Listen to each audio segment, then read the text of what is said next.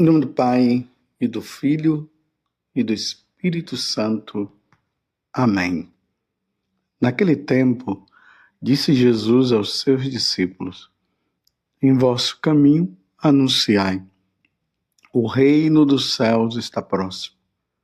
Curai os doentes, ressuscitai os mortos, purificai os leprosos, expulsai os demônios. De graça recebestes, de graça deveis dar. Não leveis ouro, nem prata, nem dinheiro nos vossos cintos, nem sacola para o caminho, nem 2 túnicas, nem sandálias, nem bastão, porque o operário tem o direito ao seu sustento. Em qualquer cidade ou povoado onde entrardes, informai-vos para saber quem ali seja digno. Hospedai-vos com ele até a vossa partida. Ao entrardes numa casa, saudai-a. Se a casa for digna, desça sobre ela a vossa paz. Se ela não for digna, volte para vós a vossa paz. Palavra da salvação. Glória a vós, Senhor. Meus irmãos e minhas irmãs, hoje a igreja celebra o martírio de São Barnabé.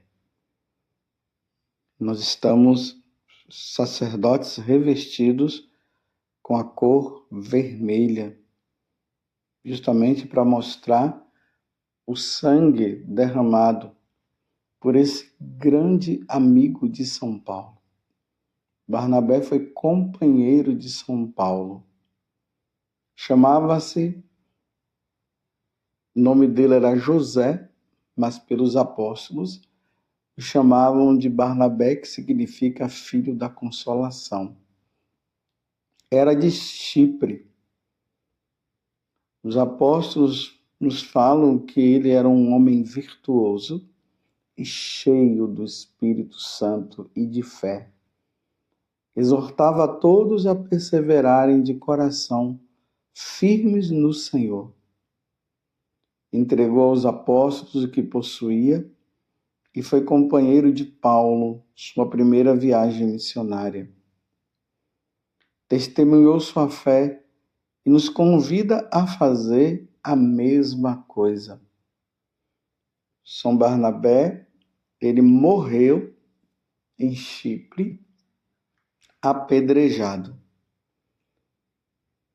Mais um que nos convida à fidelidade ao Evangelho. É importante notar, no Evangelho de hoje, que todas as recomendações que Jesus fala para os discípulos é voltada justamente para São Barnabé. Mateus 10, de 7 a 13. O reino dos céus está próximo. E é por causa justamente dessa palavra, desse anúncio, que nos Atos dos Apóstolos chega um momento que Jesus, o Espírito Santo, pela força do Espírito,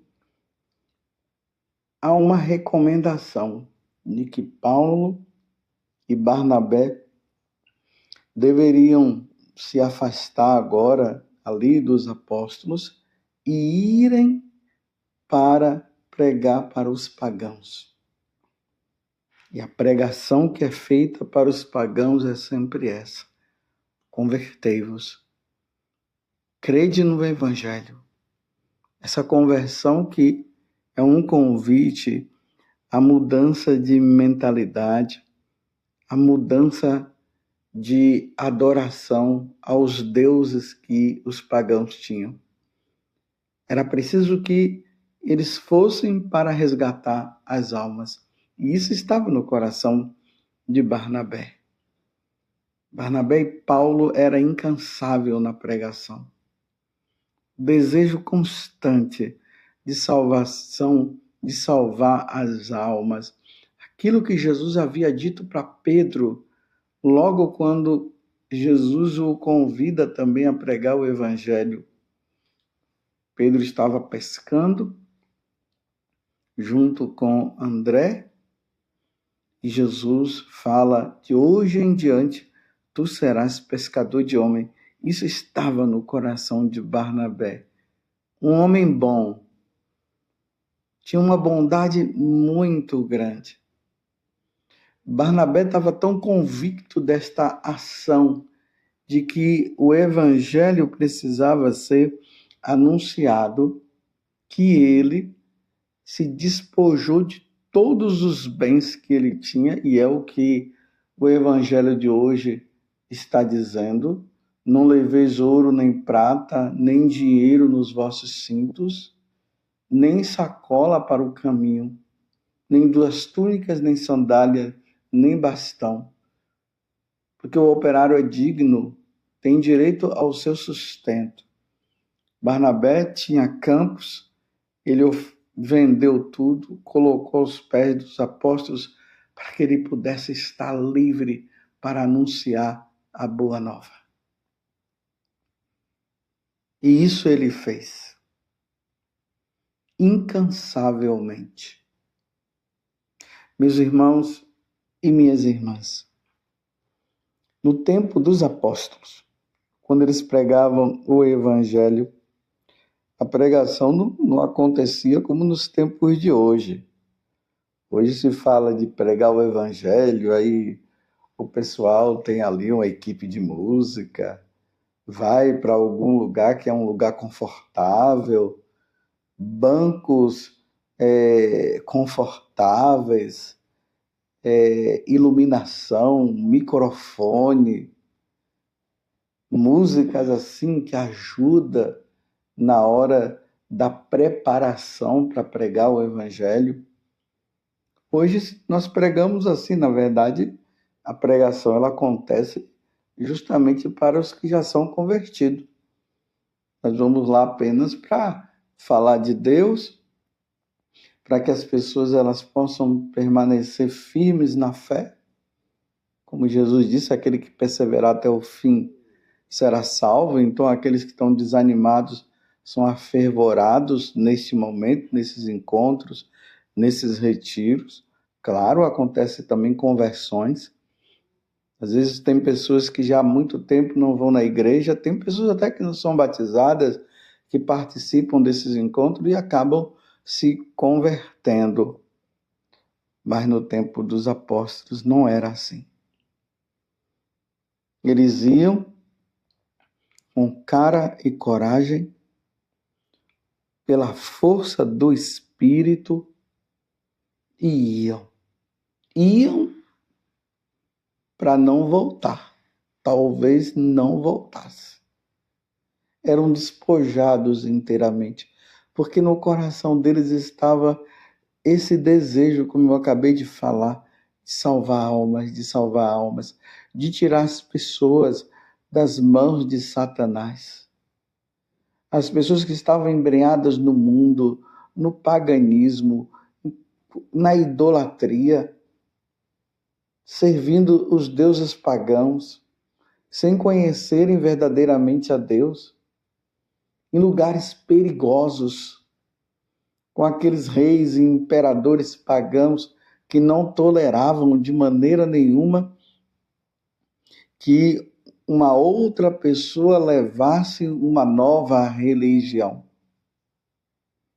Eles iam assim, mas cheios do Espírito Santo, fortalecidos da força do alto, eles iam. Tanto que eu acabei de dizer, né, que São Barnabé morreu em Salamina, no Chipre. Imagine o enfrentamento com os pagãos. E falar, olha, esses deuses que vocês estão servindo não é o Deus verdadeiro. O Deus verdadeiro é aquele que veio do céu. Que os profetas já falavam, anunciavam. Ele veio do céu. Ele é o Criador de todas as coisas. Ele criou cada um de vocês. Ele é um Deus vivo, não é um Deus morto. Ele se encarnou no seio de Maria Virgem. Foi preso sob Pôncio Pilatos, ele padeceu e foi morto e ao terceiro dia ressuscitou. E ele vos convida à conversão, à mudança de vida. É esse Deus que nós devemos adorar e nós devemos servir. Cada palavra, meus irmãos, que os apóstolos falavam, estava implicando em eles serem mortos, serem torturados. Serem torturados, né? Serem mortos. Mas eles, com aquele desejo no coração, e eu repito, de salvar almas, eles deixavam tudo isso para trás, lembrando que Jesus falou, aquele que tem medo, que se envergonhar de mim aqui na terra, eu me envergonharei dele no céu. Não tenham medo daqueles que matam o corpo, mas sim assim aquele que depois de você estar morto, possa precipitar sua alma no inferno. Então eles iam com esse desejo, com essa firmeza. Eles estavam prontos para tudo. Hoje eu quero convidar você a rezar por nós sacerdotes, rezar pela igreja, rezar por aqueles que pregam o evangelho, para que eles sejam imbuídos desse Espírito Santo que separou Barnabé e Paulo para que eles pudessem pregar, para que eles pudessem anunciar a boa nova aos pagãos, para que nós não tenhamos medo das consequências.